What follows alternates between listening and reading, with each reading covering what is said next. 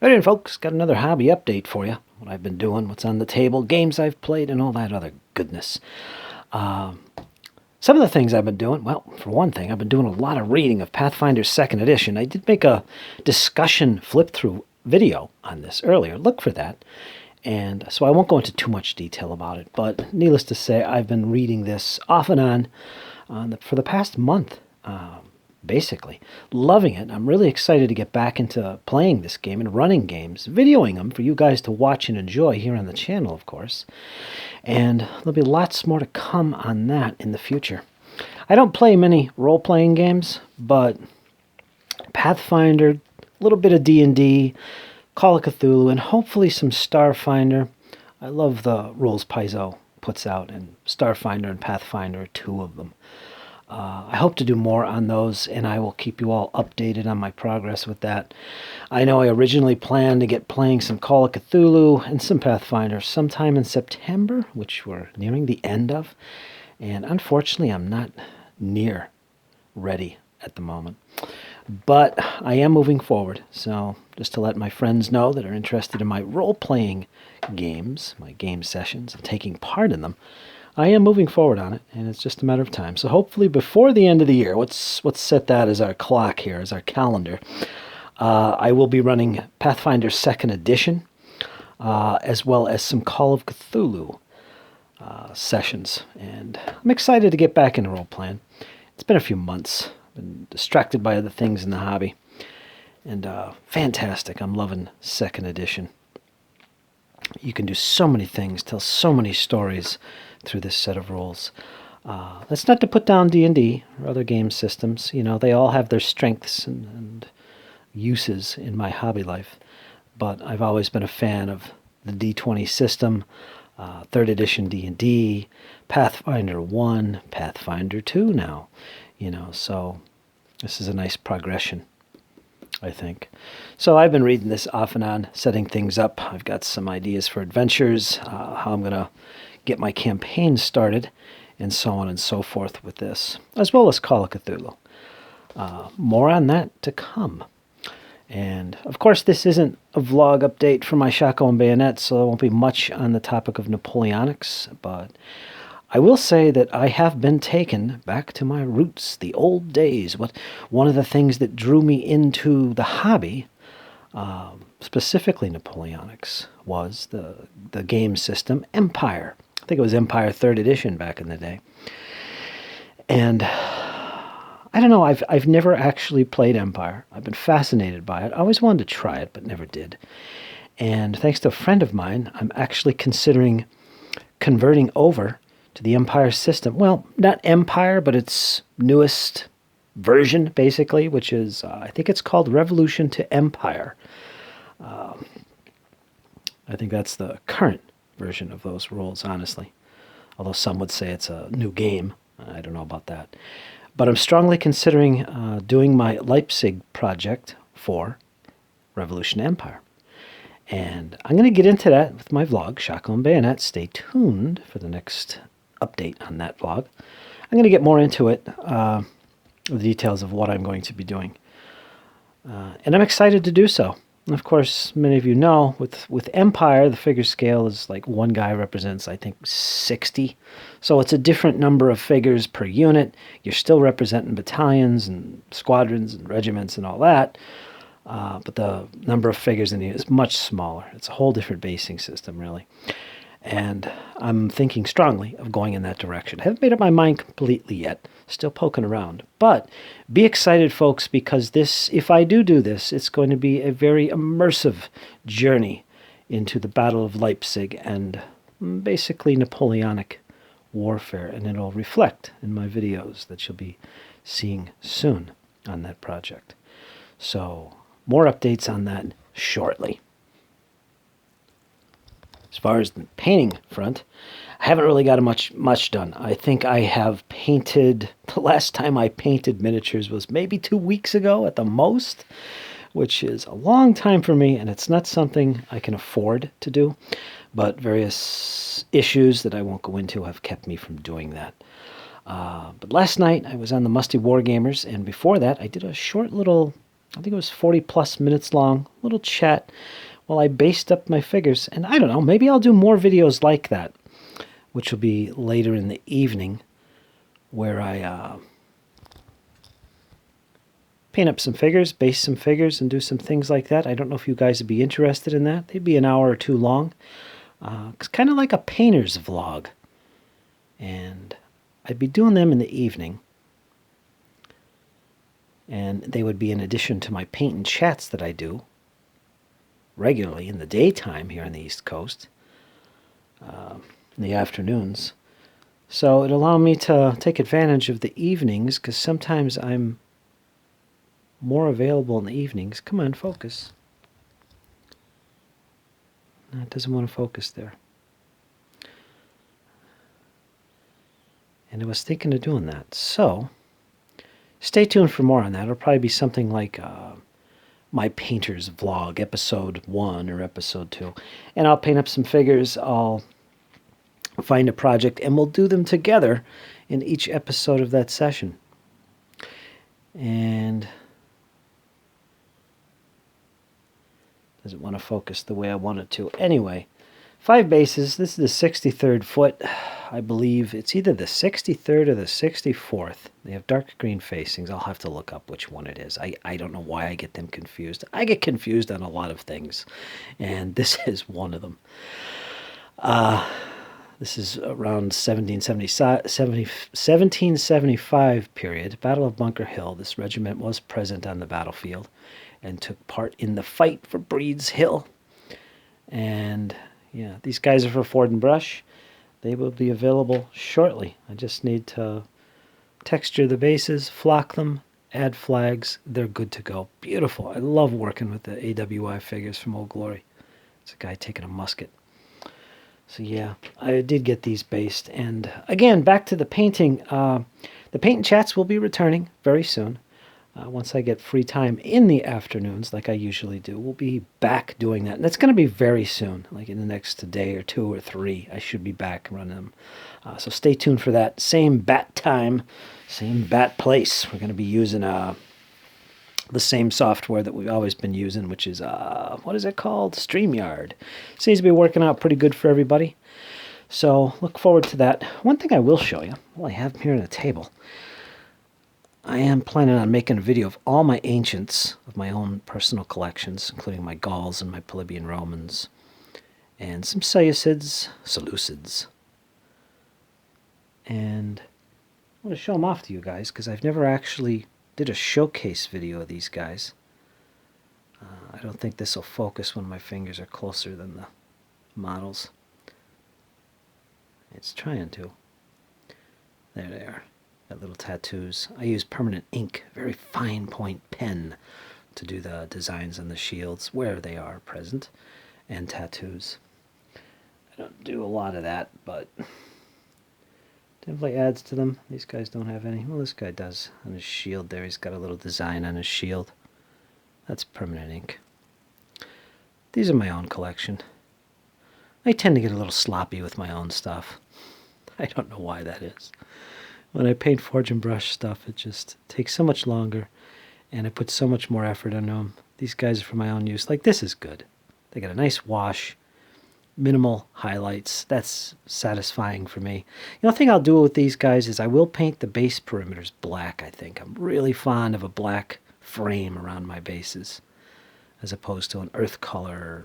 In this case, it looks like a dark brown, which is fine, but I think I'm going to go with black. They stand out more. And got one more here. Let's see if he focuses. I think this was the general. There he is. Got the flock on his base. Looking good. That's one of my generals. These are Essex, I believe. Yeah, they are.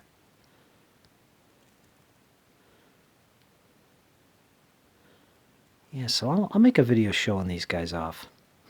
I've been painting up these guys off and on here and there, a few bases at a time, for years now, and the collection is just growing and growing and growing, and I'm very pleased with the results so far. All right, so let's move on to what I've been playing. Before I go in any further, I should say that I just completed episode 18. There's 18 episodes in all. of this bad boy, the Battle of Brandywine, from the Tri-Pack, GMT's Great Battles of the American Revolution, or Battles of the American Revolution. And check those videos out if you're interested in the gameplay of that. Each episode is like a half an hour or so. One episode is like an hour or 50 minutes. And it's 18 episodes, not including an introduction to the battle. And fantastic fun. I had a blast. I highly recommend GMT's Battles of the American Revolution. And if you can find it, and I do know this is still available currently, since the posting of this video, this Tri-Pack, which is basically 3 battles, Guilford Courthouse, Saratoga, Brandywine, and a 4th additional bonus battle, Utah Springs. You get all that in this box. Hardboard mounted maps, double-sided, 4 of them in all. And a lot of good fun counters and all that good stuff. If you want to see the gameplay, check out my refight of this. It just finished yesterday or last night. Absolute fun, full of historical feel. I really enjoyed it and can't wait to play again. Although, after, what was it? I think I started September 5th was my first video, or part 1 of the series, and I just finished yesterday. So that's quite a while. That's a lot of game sessions going on here with this. And I take my time with my games. That's how I best enjoy them, playing solo as I do. And it was a really enjoyable game. And check out the videos on this. And I have some more videos on this game as well, like an introduction to the rules themselves, how the game plays. But I finished this. And right now I'm debating my next game that I'm going to be putting on the table for you guys. And some of my choices, I just got this off the P500, Death Valley, Battles in the Shenandoah. This is on the must-play list for the year, so I have to get to this. Not specifically this, but the system. And I believe I'm going to be playing the Battle of Cedar Mountain, which is from a different expansion to this. Not to this, but to the system. A different volume, I should say, called Twin Peaks. So I believe I'm going to be playing that before the end of the year, but not at the moment, I don't think, because after playing Brandywine for as long as I did, I want something a little lighter or shorter with fewer units to play. And I know when I jump into these games, they're going to be just as long as the Brandywine was, if not longer.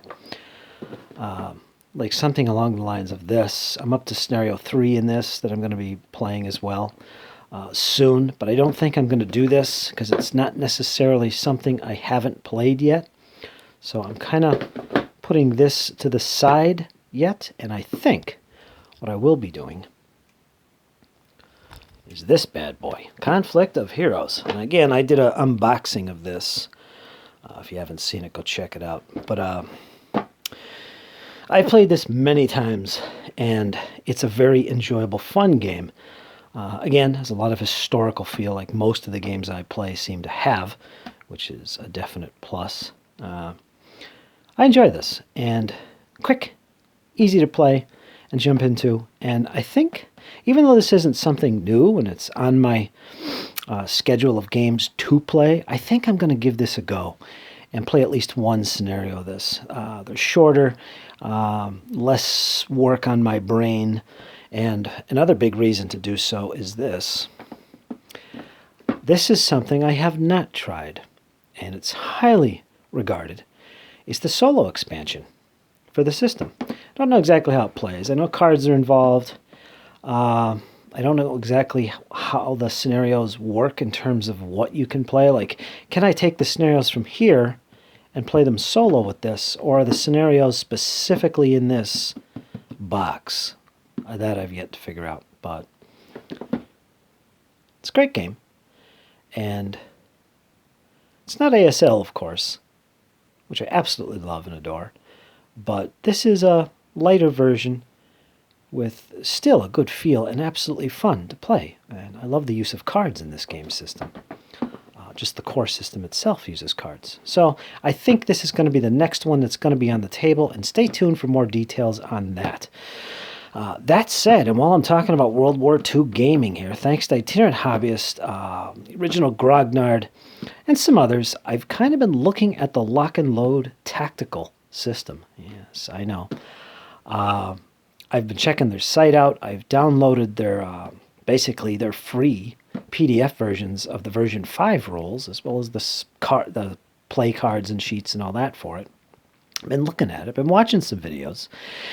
And the complexity of that game is moderate. It's not a complex game. It's kind of lined up like this would be.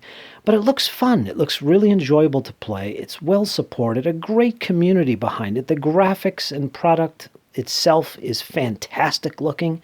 The system covers almost all of modern warfare from World War II on up, which it does so through expansions, much like this is an expansion. They cover different eras like Vietnam.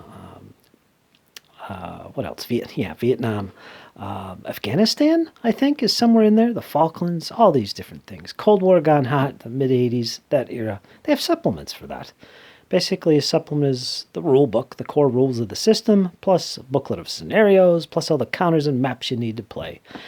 And the maps are either the smaller type, which I think are actually smaller in size than the ASL ones, or what they call the X maps, which are really big, and the hexes are big, and you can put a lot of counters in there. So there's a lot of stuff going on with that system that is fascinating. They have digital versions they're working on, which look great, and Original Grognard did a video on that recently. In fact, the Lock and Load Tactical Digital system, which looks interesting as well. So that's another system I'm kind of interested in trying out. Not at the moment. We'll see where I go with that. But right now I'm just in the probing part of the system. So we'll see what happens with that. But anyway, getting back into this, I think I'm going to give this a go. So this will probably be the next thing you will see as far as what I'm playing, what's going to be on the table. Conflict of Heroes, Awakening the Bear, 1941, Eastern Front action. Fantastic system. It's great fun. Highly recommended. Especially if you're a more casual type gamer as opposed to a dedicated ASL focused detail monger, which I am. But the thing is, these things are great changes of pace, and they're still realistic in my mind. But, for some of us out there, details are everything. And that's why I absolutely love ASL, and because of the detail. And yeah, so it is what it is. So this will be the next game on the table. Folks, I'm trying to take pause here. What else can I let you guys in on? Painting chats are coming up. Here's what's on the table, what I've got done on painting. The possibility of doing some painting vlogs in the evening, which you guys can listen in on, and maybe even join. We'll see how that works out. But stay tuned for that, because I probably will be doing it. I think that's about it. So, folks, with that, I think I'll upload this video. Hope you guys enjoyed. And as always, if there's anything you would like to see me play, board games, miniatures, PC games even. I haven't done any PC gaming in a while. Let me know. I'm always open to possibilities of what I would play, as long as I have access to the game. I could consider it and put it up on the table for you guys to watch. And for all those out there that really enjoyed my Battle of Brandywine refight, all 18-plus episodes, I appreciate the comments, the feedback. It has been well received. And as some of you know, I've been looking for a proper format that's laid back and casual to do my gameplays of board games. And right now, I think I've kind of got it where I want it to be. I show just enough details, give you as much narrative of what's going on in the battle as I can, and make it feel like a real battle. So, and as always, give me more feedback on that. If I should make a format change, that's important to me. One thing I probably won't be doing is using anything like Vassal or anything like that. I don't want to digitalize my board games. I want to keep them on the table where I could touch and move them and roll the dice. And I prefer demonstrating those games in that way because, this is our hobby. It's not necessarily the electrical digital version I'm interested in. But anyway, let me know, folks. I hope you enjoyed. Stay tuned for lots more vlog updates included. and role-playing games and other good stuff. And talk to you soon. Like, share, subscribe, all that goodness. And as always, folks, remember, hang in there.